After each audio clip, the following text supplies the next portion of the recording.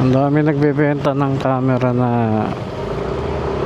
DJI Osmo 360 guys, kasi ano,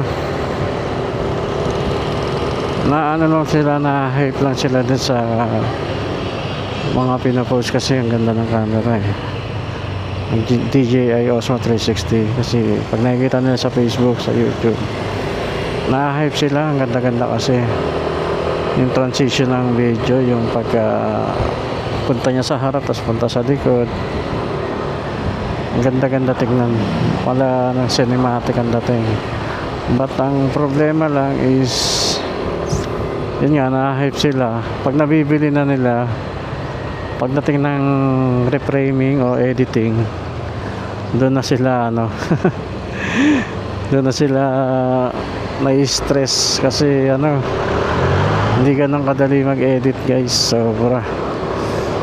Ako kasi nag-edit na ako dati pa, pero ano lang, mga basic lang, yung mga apps ng KineMaster, CapCut, di ba, madali lang mag-edit. Pero iba yung ano sa 360 video guys, mahirap siya. Medyo nagagamay ko na ngayon, pero hindi pa masyado rin eh. Katulad ng split, hindi ko makita kung saan banda. Katulad ng CapCut, madali kasi mag-split. Yung trim lang, yun madali ko lang makita. Yung split, hindi ko makita kung saan banda naka-ano eh. Kaya ginagawa ko, end start point to end point. Yun lang yung clips na ano ko, i-drag para ma-save tapos i-export. Pero yung ano, pag mahaba yung video tapos putol-putol yung gusto ko, yun ang hindi ko pa nagagawa. Hindi ka sa CapCut kasi pwede may split eh, tapos i-drag mo lang, minsan automatic na nga eh. Pagka split mo, urong na. Hindi ka dito sa ano, sa DJI Mimo, sa apps, medyo mahirap siya. Mahirap talaga siya. Kaya yun, iba nabibigla ng ano, sumasabay lang sa uso. Gusto nilang, kala nila ganun lang kadali. Pagka bumili ka, upload na, ganyan. Hindi guys, hindi siya CapCut. Mahirap siya. Masanay kasi tayo sa CapCut na apps, madali mag-edit. Ang 360 video kasi guys, ano mo pa siya eh, i-reframe mo pa bago ka mag-edit. Bali ano siya eh, download, pagkatapos ng download, i-reframe, tapos ng i-reframe, i-edit mo siya. Yun yung edit na gusto mo pa, tsaka mo siya isasalin kung gusto mo mag-CapCut o TikTok. Basta export muna, tapos then CapCut kung gusto mo pa i-edit ulit, or sa TikTok para malagyan ng mga kanta o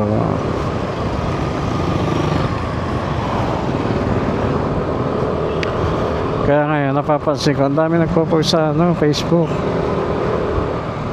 nagbebenta ng camera 360 na DJI Osmo. Ganun nga, nabibigla sila, nadadala ng hype, kaya ganun lang kadali mag-reframe.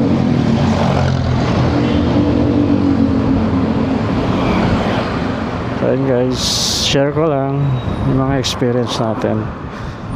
Disclaimer lang, hindi naman tayo batikan, nag-aaral pa rin paano mag-reframe. Pero pag natutunan mo siya, masarap siya guys, kasi matututo ko maggumawa ng mga cinematic video.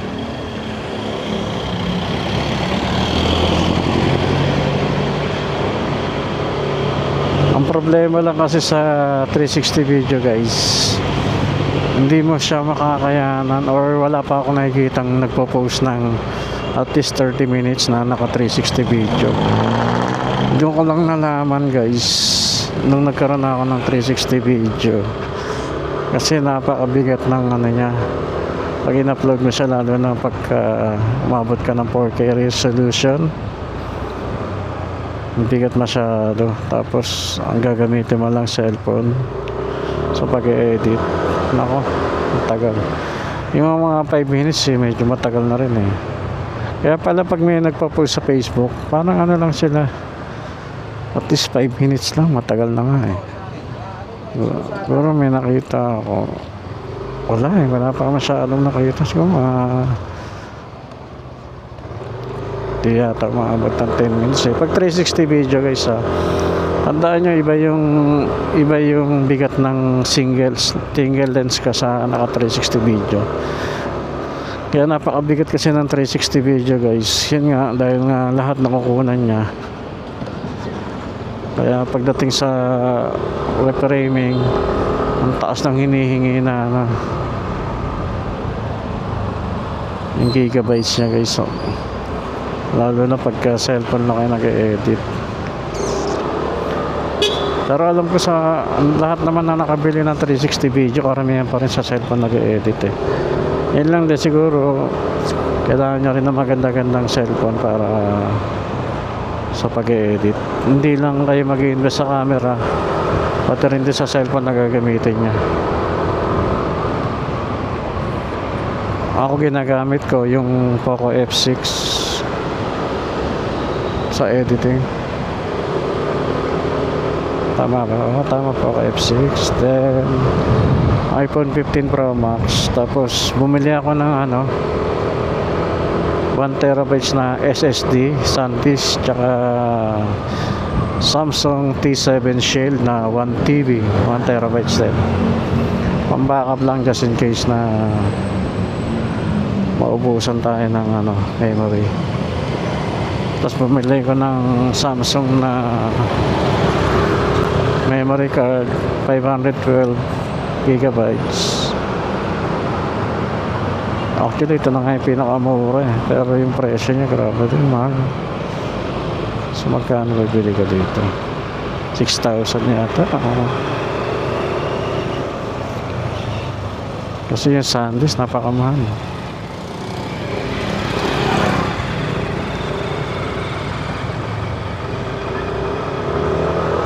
Yan lang guys, kailangan mo talaga mag-invest kung gusto mo ng mga ganitong mahilig ka mag-content ng ganito. I-invest ka talaga. So tignan naman diba, pagka nakikita mo naman yung outcome, pag nagpo-post ka, masasiya ka lalo na yung pagka cinematic video, ang ganda tignan. Yun yung hindi magagawa ng single lens, ng isang camera lang. Yan, pwede ka pumunta sa harap, yun, harap ng camera. Then pwede kang tumingin sa akin sa harap o sa likod, ayun. Tapos pag may mga ganyan may banggaan, kahit anong isang paligid dito sa motor mo, makikita mo kasi naka 360 nga siya. Ang laking tulong nitong tulay na to. Lalo na ngayon, napakainit.